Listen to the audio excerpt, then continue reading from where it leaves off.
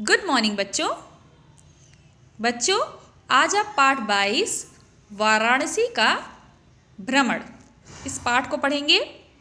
इस पाठ में पत्र शैली के माध्यम से देश के प्रसिद्ध नगर वाराणसी के विषय में बताया गया है।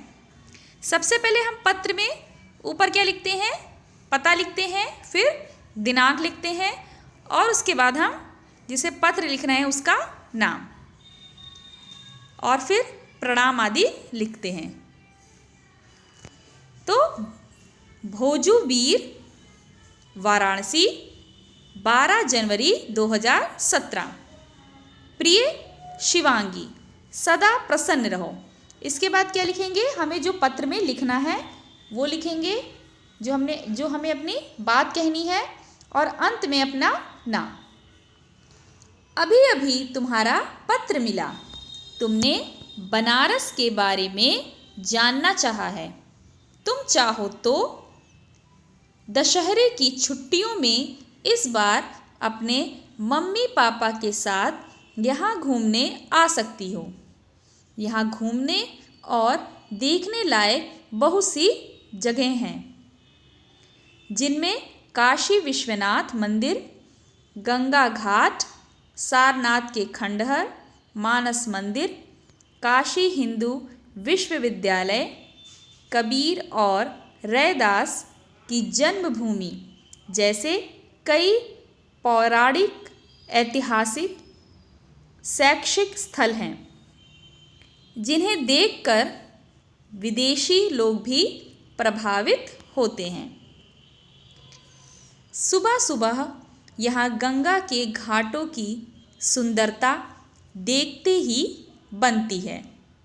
और हाँ, मैं तो बताना ही भूल गया, जिस तरह तुम्हारे यहाँ दिल्ली में यमुना नदी बहती है, उसी प्रकार यहाँ गंगा नदी बहती है। शाम को यहाँ होने वाली गंगा आरती तो बहुत ही अच्छी होती है, जिसे देखने के लिए देशी और विदेशी पर्यटक भी खींचे चले आते हैं। यहाँ से कुछ ही दूरी पर सारनाथ है, जहाँ भगवान गौतम बुद्ध ने अपना पहला उपदेश दिया था। गंगा के उस पार रामनगर है। यहाँ की रामलीला विश्व भर में प्रसिद्ध है। जब तुम दशहरे पर आओगी तब मैं तुमको यहाँ की रामलीला दिखाने ले चलूँगा। तुमने पिछले पत्र में बनारस की चाट के विषय में लिखा था। चाट तो यहाँ शाम को मिलती है, और जानती हो सुबह क्या मिलता है?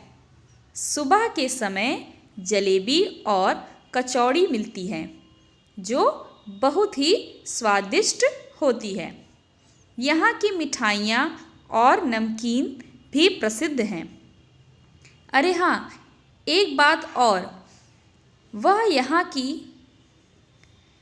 है कि यहाँ के लकड़ी के खिलौने और बनारसी साड़ी भी विश्व प्रसिद्ध हैं।